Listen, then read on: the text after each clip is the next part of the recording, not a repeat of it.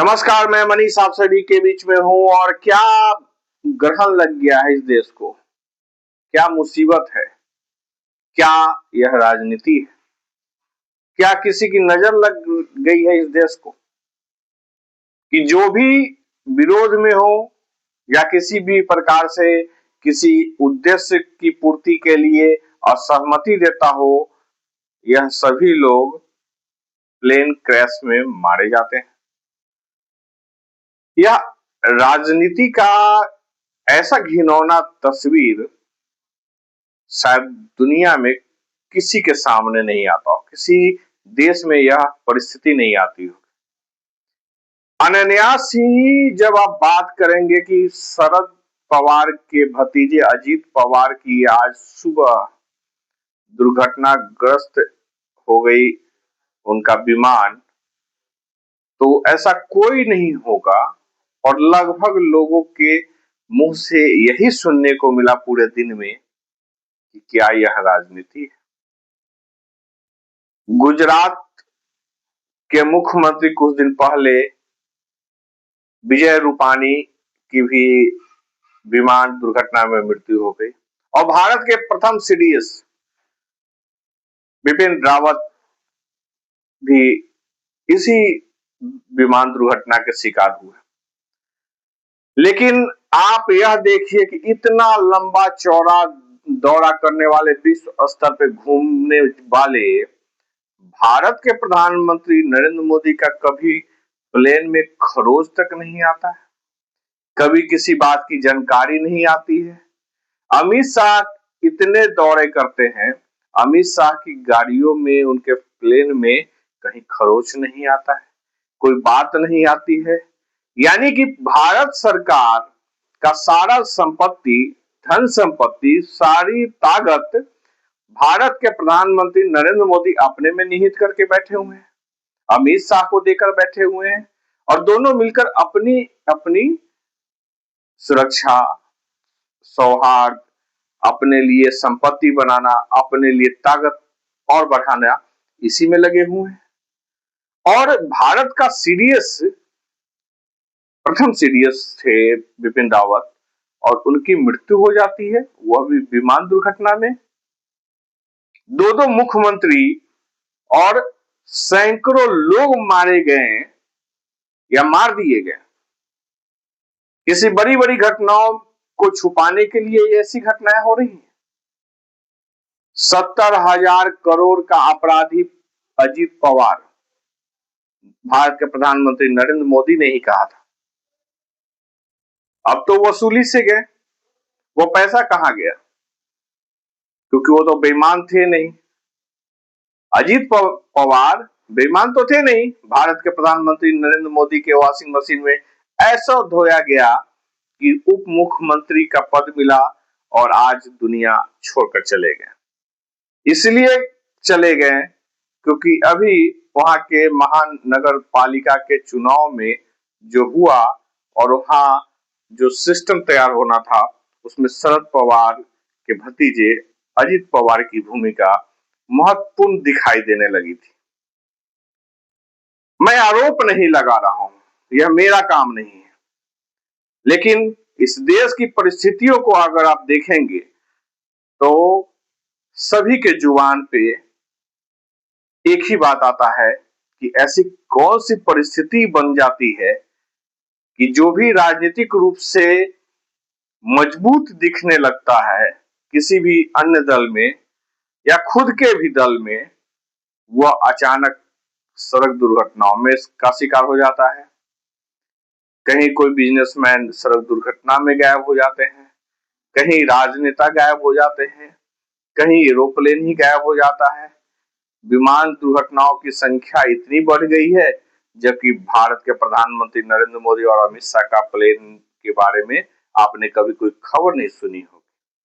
सबसे ज्यादा दौरा वही करते हैं।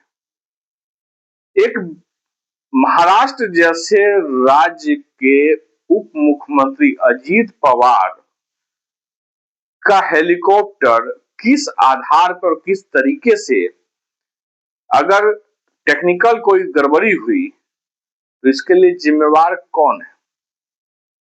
मौत व्यक्ति की हो गई, उसके बाद होना क्या है? कुछ नहीं होता है। खानापूर्ति, जांच प्रक्रिया और आने वाले जो भी प्रधानमंत्री होंगे वह भी इसी तरीके के ड्रामे, ऐसे किसी भी घटनाओं की जांच सही तरीके से नहीं हो पाएगी।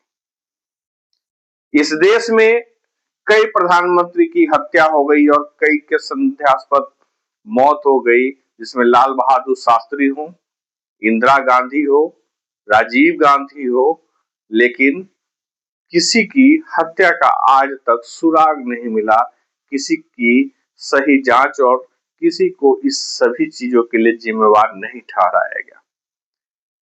मैं एक और स्पष्ट कर देता हूं कि राजीव गांधी के हत्यारे के रूप में किसी को चिन्हित किया गया था और कहा जाता है कि सोनिया गांधी ने उसे माफी दान दे दिया था, जीवन दान दे दिया था।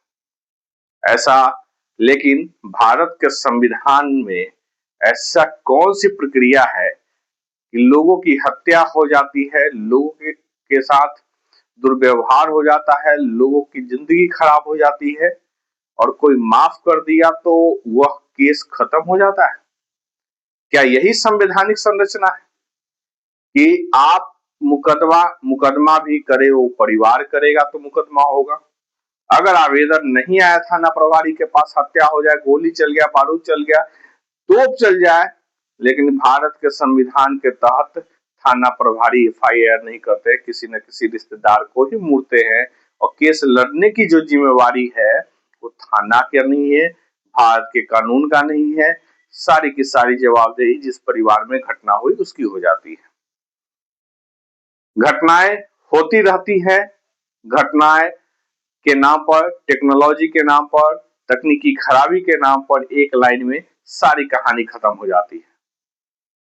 लेकिन मुझे जो लगता है, मैं अब व्यक्तिगत तौर पे अपना ओपिनियन दे रहा हूं इस वीडियो में, कि जिस तरीके से हिटलर ने अपनी सारी सीमाएं पार कर दी थी और लास्ट में अपने सर में गोली खुद मार लिया था, शायद वही दौर आ रहा है कि भारत के राजनीतिक दलों ने, जिसे एक व्यक्ति को इस देश का सर्वे सर्वा बना के रख दिया है, एक व्यक्ति में पूरी ताकत निहित कर दी है और उस व्यक्ति के एक सलाहकार कहे, पूरी मार्केटिंग स्ट्रेटजी कहे, या पूरा उसका पूरा गैंग संभालने का जो जिम्मेवारी है, उस देश में एक व्यक्ति को देकर पूरी की पूरी व्यवस्था को कंट्रोल किया जा रहा है।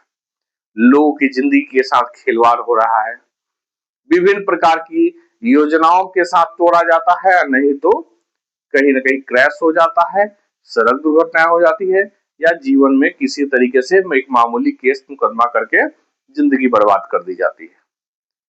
मैं बोलूंगा तो लोगों को लगेगा कि मैं नरेंद्र मोदी के खिलाफ बोल रहा हूं, लेकिन मोदी की कार्यशैली लगातार समाज और राष्ट्र विरोधी नजर आ रही है। समाज को बांटने का जिम्मा जैसे लेकर के मोदी ने अपना एक अलग अध्याय शुरू कर दिया है।